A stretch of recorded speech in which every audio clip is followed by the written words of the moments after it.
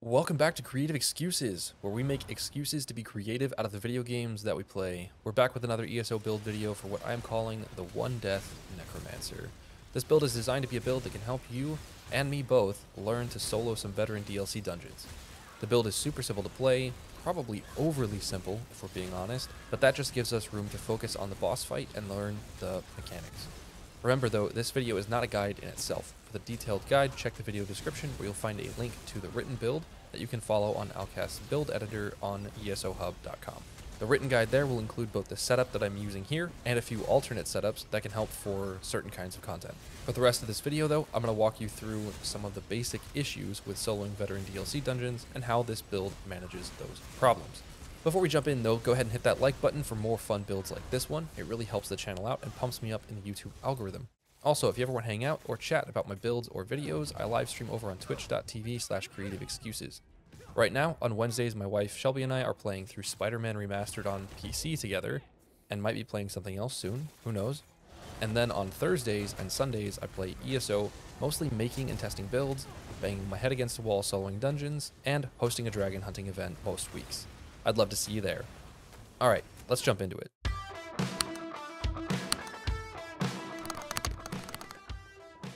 First, why am I even trying to make a build that can solo veteran DLC dungeons? Why do that when I can just play with a group? Well, I just like the idea of it. But also, when I asked my subscribers in a poll what kinds of performance they want out of their solo builds, 6 out of the 11 responses, which is a tiny sample size, voted for soloing veteran DLC dungeons as the kind of performance they want to see out of PvE build videos. So, here we are. Now, to be honest, I made this build while I was working on a different Necromancer. The other Necromancer was supposed to be called the Bloody Baron, but it just didn't perform all that well. It dealt pretty much the same damage as this, but had much worse sustain, and was way squishier. It was that squish that pushed me to reapproach how I was making my build. The squish is our first problem in a solo build. This isn't obvious at all if we go and watch a lot of other solo build videos, because the main feature of most solo builds is usually the damage.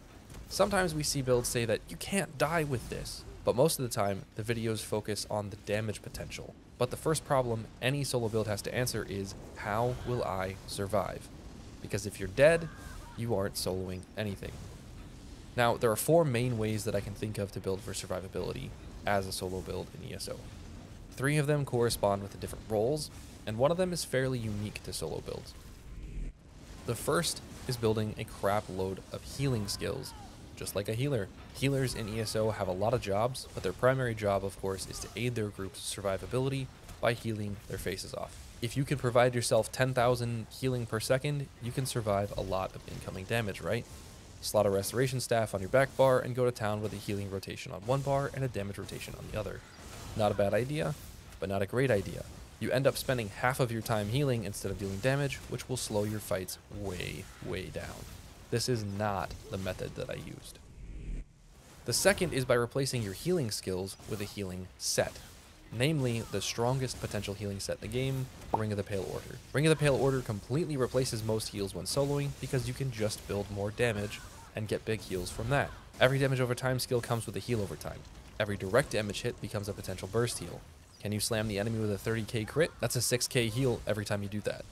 This is probably the best way to build for survivability because increased damage means increased speed, which means decreased damage taken overall. As long as you have the health pool to take the hit then, you can probably heal it back or slap a quick damage shield on, or a real burst heal, and boom, back to full health from all of those heals over time coming in. The key to building this kind of survivability though is building for damage first, because your damage is your healing. You're a DPS first, backing off damage for other forms of mitigation only where absolutely necessary, because lower damage also means lower healing, which can also mean lower survivability. But this still is not the method that I used. The third way is the unique way that doesn't really feel like a DPS, a healer, or a tank. Instead, it feels unique to solo builds as a bruiser. This method of building survivability is building in passive healing and shielding. Examples of this are all over Duma Gaming's channel in his Immortal series, where he abuses Hexos Ward and Ice Heart together for tons of damage shielding every 6 to 7 seconds, and some kind of passive healing from his class skills or passives. Other examples of this would be brawler builds that cast a damaging damage shield skill as their main spammable, constantly refreshing a 9 to 16k damage shield while still dealing damage. This method of building usually relies heavily on smaller heals, but lots of quickly refreshing damage shields to both increase their effective health pool and keep themselves up in the fight. Honestly, this is a fantastic method for building solo survivability. However, this is still not the method that I used. The last method is the reverse of the Ring of the Pale Order method. Build for survivability like a tank first, and then back off that tankiness for damage where and when you are able to. This is what I did for this Necromancer. The squish of the first build inspired me to go looking for tanking videos to see how they manage survivability. From what I can tell from my research, tanks build for survivability in a few different ways. Block mitigation, high armor, a large health pool, damage shields, burst heals, high sustain, and percentage damage reduction. Each one of these has advantages and disadvantages for a solo build because of their trade-offs, which is usually that building these stats means not building damage stats. So which of these did I find had the easiest trade-offs, the best ones? The stats I settled on building after my research were high armor, high health, high percentage mitigation, and high sustain. These had the easiest trade-offs and the least loss in damage thanks to a few key Necromancer tools and the beautiful and likely overpowered Oakensoul ring. For high armor, I started off trying to use a heavy armor set and the Necromancer Scythe spammable, which is 1 part AoE spammable, 1 part heal, 1 part status effector, and 1 part debuff.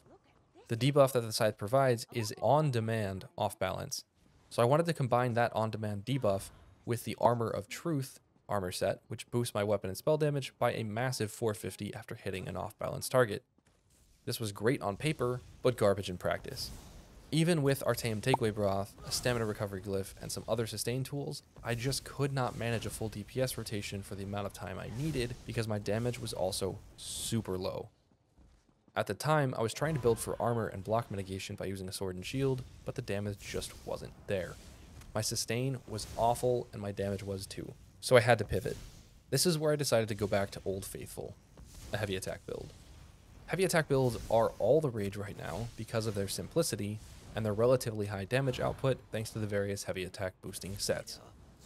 One of those sets is the classic Sergeant's Mail, a heavy armor set. Normally, heavy attack builds put this set on their weapons and jewels so that they can maximize the damage boosting armor passives, but I thought, why not put it on the body to maximize my damage mitigation? Turns out Hyperioxys is totally right, and boosting your armor feels amazing. Sergeant's Mail on the body feels fantastic for soloing content. Thanks to Oakensoul, which is providing us with Empower, the Scythe, which is providing off balance, and a big tanky heal, I was back to dealing plenty of damage with Lightning Staff heavy attacks, and had my armor nice and high. But I still needed to build for stamina sustain because the Scythe and my main armor buff from Resolving Vigor cost stamina, and so does blocking and roll dodging, both of which I have to do. This is where I decided to keep my Artaeum Takeaway Broth and to leave a stamina sustain glyph on my weapon. Combined, these give me just enough stamina sustain to make it through fights, while the heavy attacks provide me with way more magicka than I will ever use. The last thing I needed though was some percentage mitigation. This is where being a Necromancer is pretty amazing. Necromancers have a passive that reduces dot damage by 10%, which makes them very good and very tanky for some trials fights according to Hyperioxys. But they also have Spirit Guardian, which gives you a nice heal and 10% damage mitigation while it's alive. The combination of these was fantastic, but it just wasn't enough. So I stacked one last skill slot on my bar with Revealing Flare giving me major protection. Between Oakensoul, Spirit Mender, and Revealing Flare then, I have some 30% damage mitigation. 30%, that's massive.